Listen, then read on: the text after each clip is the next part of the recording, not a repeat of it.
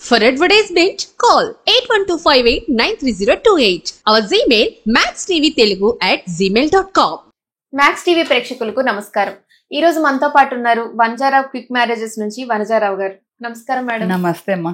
ఎలా ఉన్నారు madam? Super గా ఉన్నాను.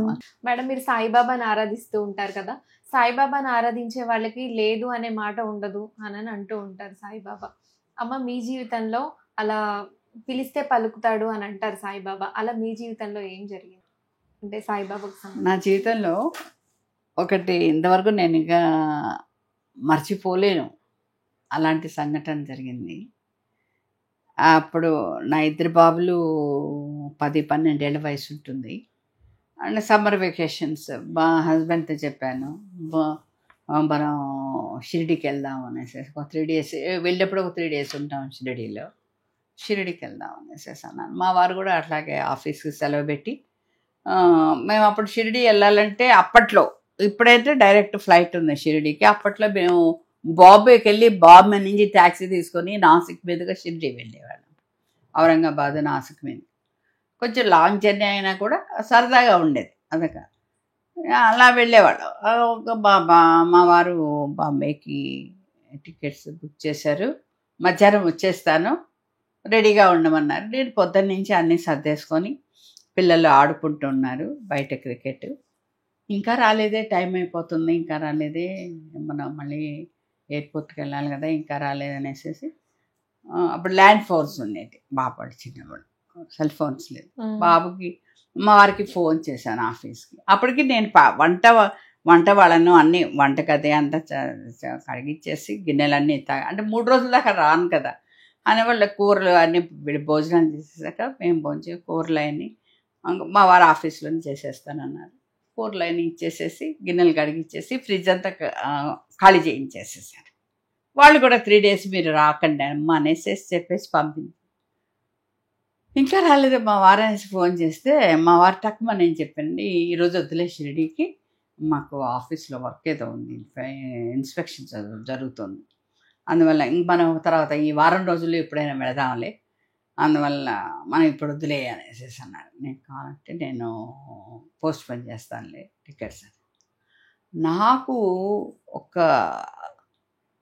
ఒక్కసారిగా ఆ మాట వినేటప్పటికి చాలా కోపం వచ్చేసింది. అందులో ఎస్పెషల్లీ నేను బాబా గురించి, బాబానే కాదు ఏ దైవ దర్శనాన్ని గురించి, తిరుపతి కానీ బాబా గురించి కానీ, పళని కానీ, కుకే కానీ, తిరుత్తడి కానీ, ఇలాంటివి దర్శనాలకు అనుకున్నప్పుడు అది బ్రేక్ అయిపోయింటే మాత్రం నాకు మెంటల్గా నేను డిస్టర్బ్ అయిపోతుంది.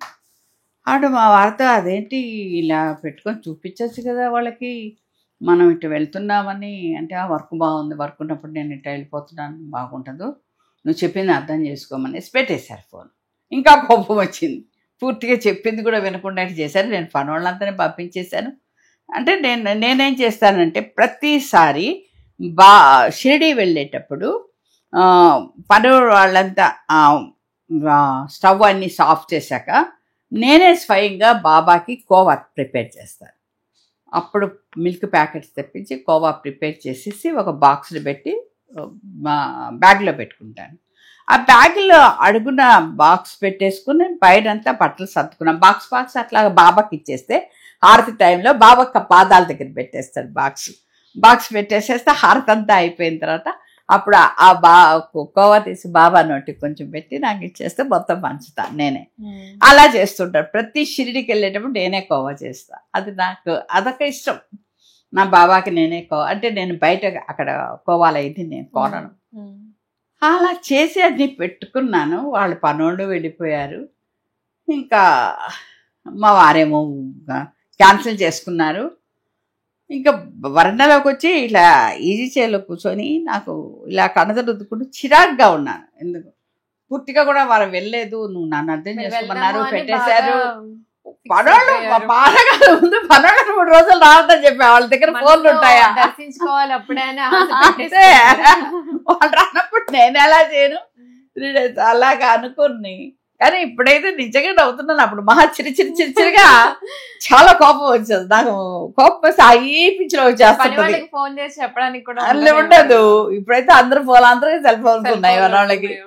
అలాగా ఇలా రుద్దుకుంటూ ఇలా కూర్చొని చిరాగా ఊతూ మా వాళ్ళు బయట ఆడుతున్నారు, క్రికెట్ ఆడుతున్నారు.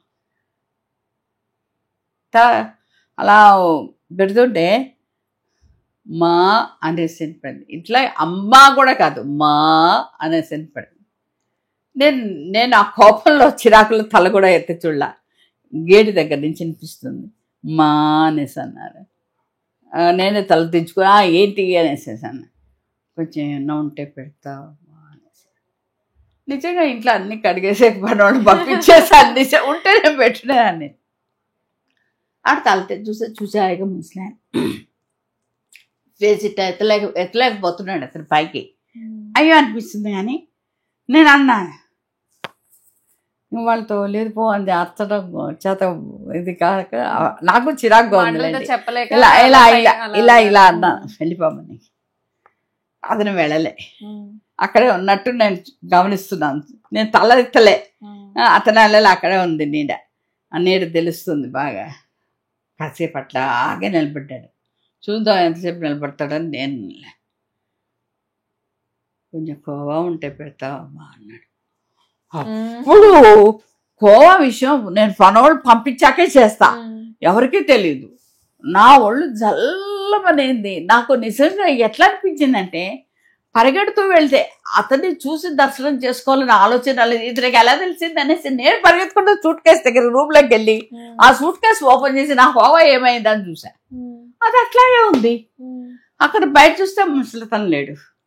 మా బాబాళ్ళు ఆడుతుంటే నాన్న ఇక్కడ ఒక ముసలైన నడవలేకపోతున్నాడు, మహా ఉంటే ఈ వీధి వరకు కూడా వెళ్ళడు, అంటే వెళ్ళి చూడంటారు. అంటే వీళ్ళు సైకిల్ వేసుకొని బర్రమని వీళ్ళు దొక్కుంటా అటు ఇటు ఇటు వెళ్ళాడు. ఎక్కడా లేడు. లేడు మా అంటే లేదురా పక్కింటి పన్నెండో ఇంటికో ఇల్లు ఉంటాడు, అంతకంటే అడిగారు తీసుకోకుండానే వెళ్ళిపోయారా? వెళ్ళిపోయాడు. అదే నా బాధ. నాకు నిజంగా బాబా నాకు తెలీదు ఉంటే మీరు ఎంత తృప్తిగా ఉండేది. నాకు బాబా నాకు తెలిస్తే కదా. ఇద్దరికి ఎలా తెలిసిందా ఈ ముసలాడికి అనేసి నేను పరిగెత్తి లోపలికి పోయి బాబాయ్ ఏం చేశారంటే మీకు తెలియజేయాలనుకున్నారు, వచ్చింది నేనే అడిగింది. అది నేను అక్కడ చూడండి, నేను సూట్ కేసు లాక్ తీసి అది తీసి నేను కోవా పెట్టానా లేదు, నేను కోవా ఇక్కడే ఉంది కదా ఇతనికి ఎట్ట తెలుసా అప్పుడు చూసా. అప్పుడు చూసా లేడు.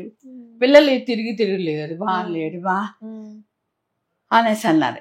ఇంకా నాకు కాళ్ళు చేతులు ఆడలేదు, అలాగే కూర్చునిపోయి ఇంకా మా వారికి బాబు చేత ఫోన్ చేశా. మా బాబు పెద్ద బాబు ఫోన్ చేసి ఒకసారి మమ్మీ రమ్మంటుంది డాడీ అనేసి అంటే మా వారి పర్మిషన్ పెట్టిపోయి వచ్చారు. ఏమైంది అనేసి అంటే బాబా ఇట్లా కోవా అడిగారండి అంటే సరే పద ఈవినింగ్ ఫ్లైట్ ఉంది వెళ్ళిపోదాం పదా అనేసి. అప్పుడైతే నా సిచ్యుయేషన్ చూడాలి. నాకు నిజంగా కాళ్ళు చేతులు ఆడట్లేదు. దేవుడిది ఏదైనా మాట్లాడుకునేటప్పుడు కానీ ఏదైనా విన్నప్పుడు మనకి ఒళ్ళు జల్ది చూస్తుంది కదా. అప్పుడు ఇంకా ఆ రోజు ఈవినింగ్ వెళ్ళిపోయాం. అక్కడ బాబా దగ్గరికి వెళ్ళేటప్పటికి నైట్ అయిపోయింది. ఇంకా నైట్ హారతి చూసుకొని అక్కడ కోవనే పెట్టేసేసి హారతి చూసుకొని అప్పుడు లేచి మళ్ళీ పొద్దునే కాగడా హారతి 2:30కి లేచి మళ్ళీ కాగడా హారతి అన్ని హారతులు చూసుకుంటా బాబా దగ్గరికి వెళ్ళాక. మీరైతే సంతృప్తి చెందారు. బాబా దగ్గరికి అయితే మీరు ఇవ్వాలనుకున్నారు, కోవా ఇచ్చారు.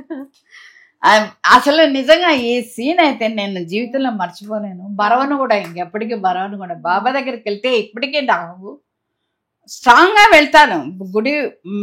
గురుస్థలం గేట్ వైపు నుంచి వెళ్తాను, మేము బ్యాక్ సైడ్ నుంచి ఇలా వెళ్ళి ఇలా బాబా ముందుకు ఇలా రాగానే బడబడబడబడి ఏడుపులు ఎందుకు వచ్చేస్తాయి. ఏదో నా ఆప్యాయత, నా భగవంతుడు నా బాబాని చూసి 4 రోజులైందా 2 నెలలు అయిందా అని ఇలా ఏడుపు వచ్చేస్తుంది. ఇప్పటికే మా బాబా నేను చూస్తున్నారే అందరూ అనేసి మా వాళ్ళు అంటుంటారమ్మా. ఇప్పటికి షిరిడి చెప్పాను ఎప్పుడు నవ్వుకుంటే అది చెప్పాను. నా పుట్టింటికి వెళ్ళినట్టు వెళ్తుంటాను. బాబాని చూసేటప్పటికి అంత ఆప్యాయత అలా కూర్చుండిపోతాను, అలా కూర్చుని చూస్తుంటాను. అలాంటి టైంలో అలా ఆ ముసలతను అడగడం ఏంటి, నేను కళ్ళలో కూడా చూడలేదే. నా అలసటలో నేను ఉండిపోయానే తల రుద్దుకుంటూ కడతలు రుద్దుకుంటూ అనేసి. అలాంటప్పుడు అలా అన్నప్పుడు ప్రతి ఒక్కళ్ళు కొంచెం నిశ్చితంగా ఆలోచిస్తే ముందు బాబా దగ్గర పరిగెడతారు, ఆయన దగ్గరికి పరిగెడతారు. నేను సూట్ కేసు దగ్గర పరిగెత్తాను. అసలు ఉందా లేదా ఎందుకు ఎలా తెలిసింది. చదువుకుంటే పిల్లలు కూడా ఉంటారు కదా పాపం, చదువుకుంటుంటారు ఆడుకుంటూ ఉంటారు. ఎలా తెలిసిందా అనేసి అలా ఆలోచించాను తప్పనించి నా బుర్రకు ఆలోచన రాలేదు. అది జీవితంలో మర్చిపోలేను. బాబా ఇంకొక మిరాకిల్ అయితే మీరు ఆశ్చర్యపోతారు. ఆ మిరాకిల్ ఈసారి మళ్ళీ నేను చెప్తాను తప్పకుండా. సాయిరామ్ అంటే సాయిరామే.